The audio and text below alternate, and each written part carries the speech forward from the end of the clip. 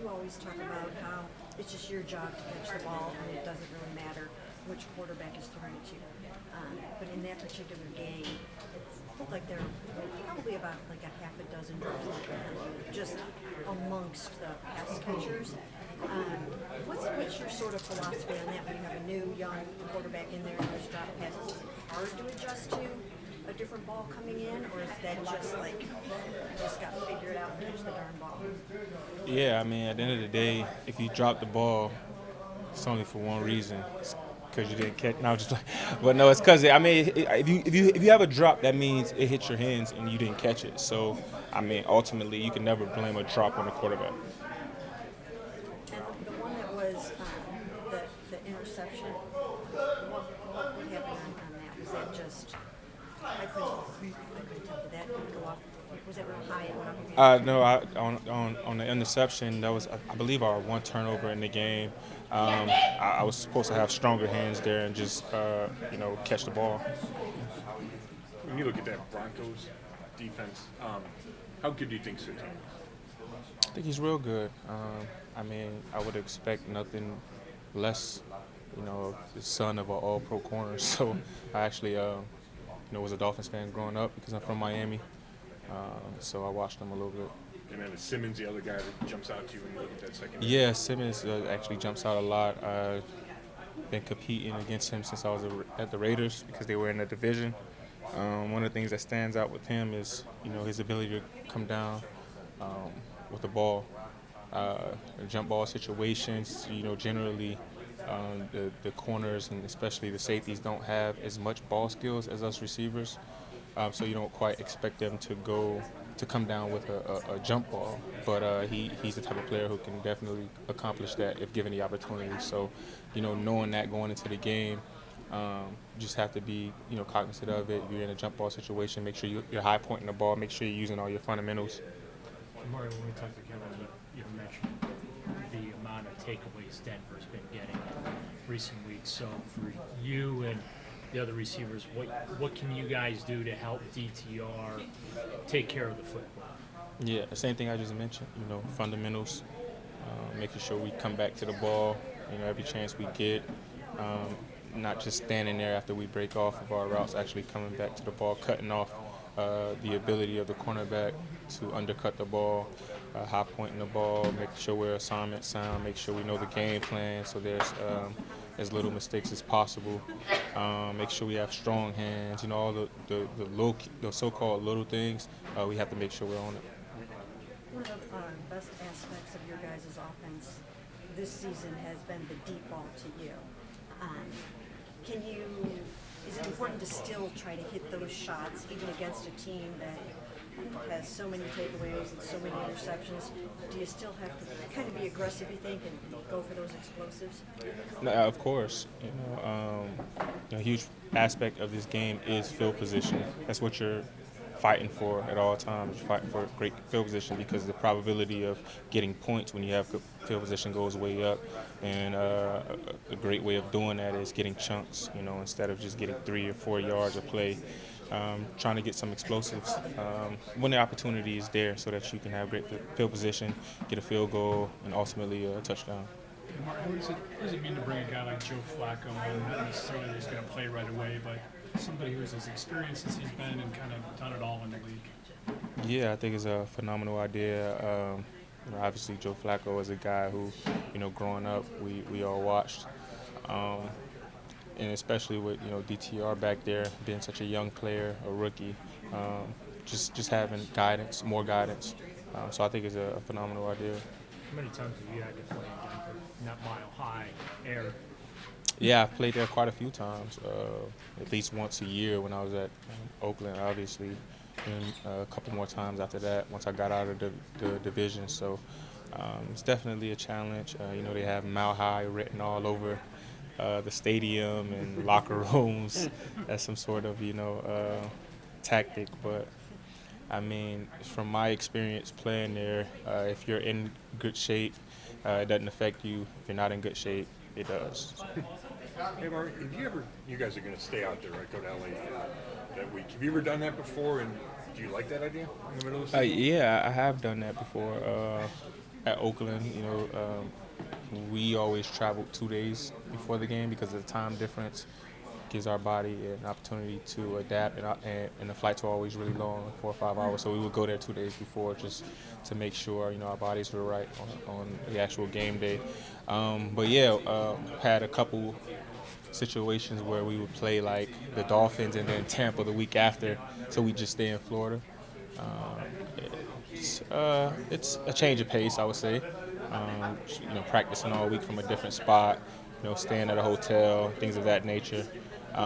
But at the same time, if that's a decision that was made by the coaching staff and everybody else, then I'm sure it's the right decision. Out for the season, how do you feel about your guys' chances of still achieving all your hopes and dreams this season?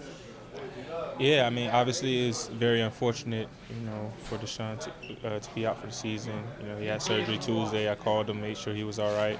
And it sucks, he really wants to play. He really wants to be here. He really wants to be around us. So it's a terrible thing, but that's why football is the biggest team game. We all have his back, and we gonna have to pull together. So ultimately, it just gives us a challenge and an opportunity to see how together we are as a team. So I like our chances. I think the camaraderie in the locker room has been great, and we've been able to come together and fight and be resilient in the games enough to win. So yeah. Thanks, Mark. Okay, Toe. Hey, ask him about the Art Rooney sportsmanship now. Oh, wow. What does it mean for you to be nominated by the Browns for the Art Rooney Sportsmanship Award? It's a great honor. I just try and play the game the right way, and Yeah, you do. I like that. just try and play the game the right way, and respect the guys we're going against. We know it's a tough battle, but you play hard, and you can still take care of those guys and be respectful and enjoy the game. How'd you find out? Dan Murphy let me know, so that's always good. He's been my connection on quite a few of these, so Dan lets me know, and that was kind of how I found out. Joe, it's a little strange seeing Joe Flacco in a Browns uniform.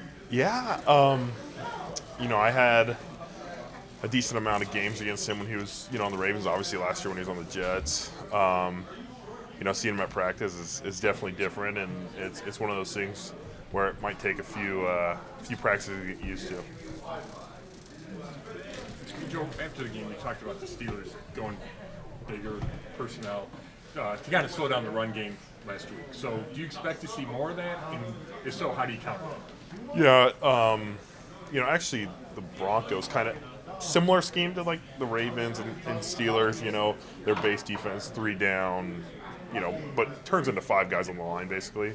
And so they have a ability to run that defense as well, and I'm sure we're going to get different looks at it.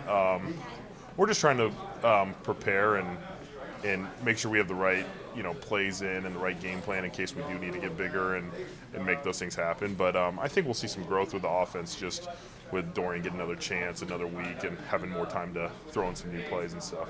How do you feel about going on another long road trip and, perhaps maybe doing some more team bonding as you guys head into the home stretch? Yeah, it's, I feel like if you asked me when I was like 22, when I first got in the league, I'd be like, that's great, Now I got kids at home and stuff, so it's a little bit tough to leave the kids and the wife at home, for a week.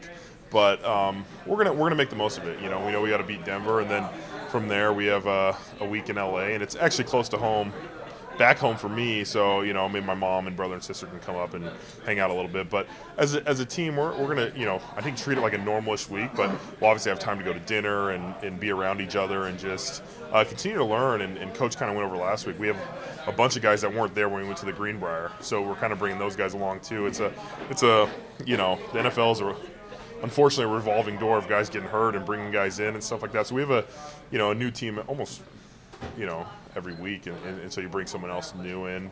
But it'll be good. It'll be good to be around the guys, and hopefully we can, have a good time out there. What do you think you guys have been able to withstand everything that you have withstood? I mean, you've been hearing, you've seen this stuff that in other years would derail seasons, but yet you guys seem to have found a way to be resilient. What do you think has been the difference for you guys? I think it's a testament. It starts at the top. Andrew Barry and Coach Stefanski, they have built a strong team, with depth and guys that can come in and step in and make plays. And then it speaks to guys' resilience and understanding, like, we don't have everybody out there, but we have the right guys. We have the right guys out there. And we understand, we wish we had our full strength of guys. Like, it'd be great to go in with Deshaun and Nick and Jack and Jed on offense. But we don't have that, and we have, other guys that are stepping up and making plays for us. And we try not to look too far ahead. We just try and go 1-0 this week, every week. And when we do that, I think we're focused and we're determined, and we know we have enough out there to win and compete. How's Jerron gotten more comfortable?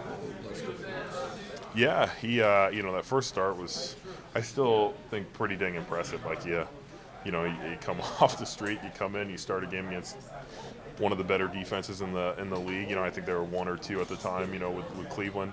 And you come in, you play that game, and you get a big win, and then you have to go against Pittsburgh and their edge rushers.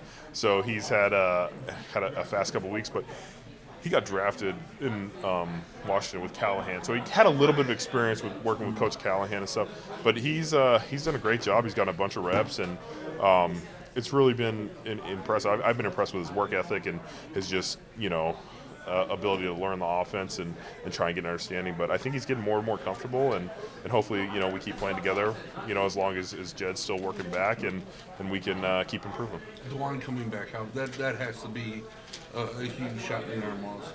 Yeah, DeJuan's working hard to be 100% and make those plays. But he's a good player. He I think you see his pass protection is pretty impressive with his size and stuff, and just having him next to White on the right side will be a big boost for us. The Broncos have won the last four games, but so defensively, when you guys have studied that, what has stood out over this stretch? The number one thing is turnovers. They've forced, I think it was like 12 turnovers in that stretch, so they're huge in the turnover margin, and I think that's something Coach stresses all the time is, if you win the turnover margin, your record goes way better. But they're playing good.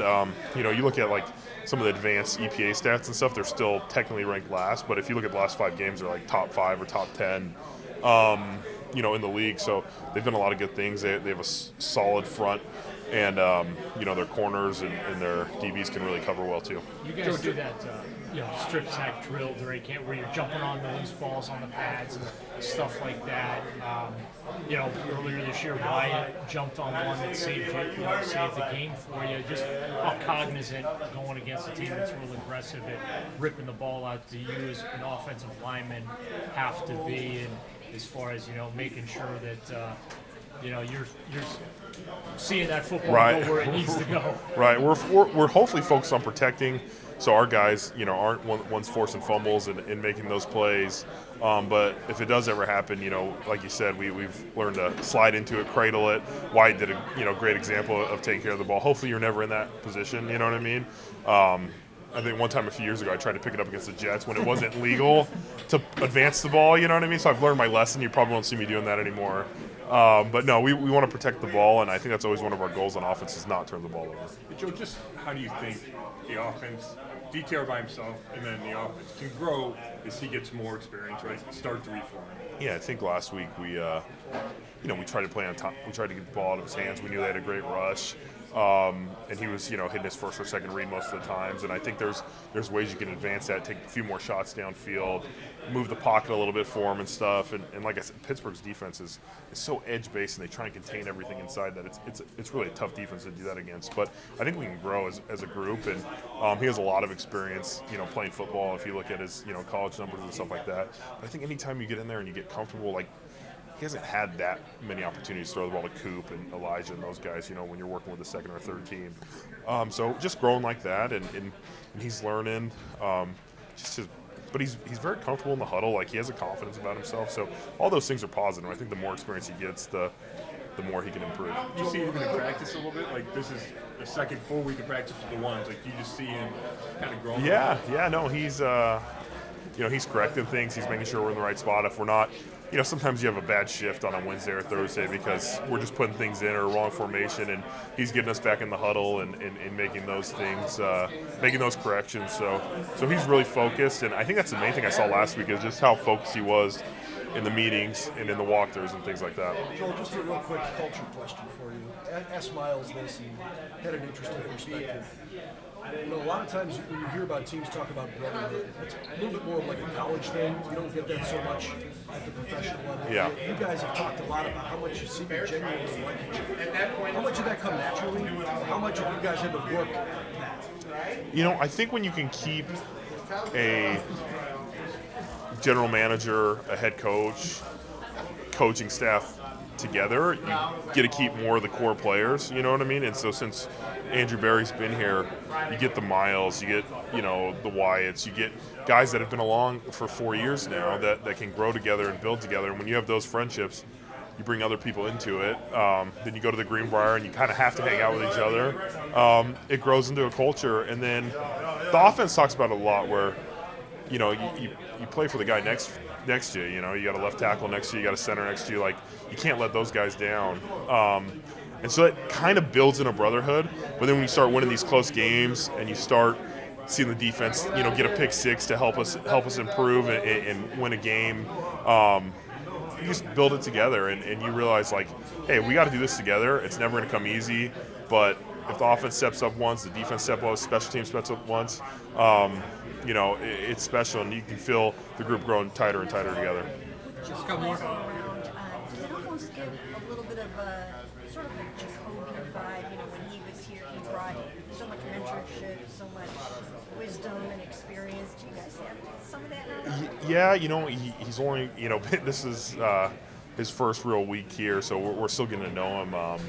But he definitely has experience, and he definitely has that mentorship. And from what I've seen in the meeting room and stuff, he's a guy that they can bounce questions off of and stuff. And he's more than willing to talk. He makes me feel a little bit young around here, so that's a positive. I think he's 38 now, 5 kids. That's a guy that's experienced a lot. So it's definitely been good to our room, and I know those guys are excited. We're excited to have him. Sweet, thanks guys. Thank you.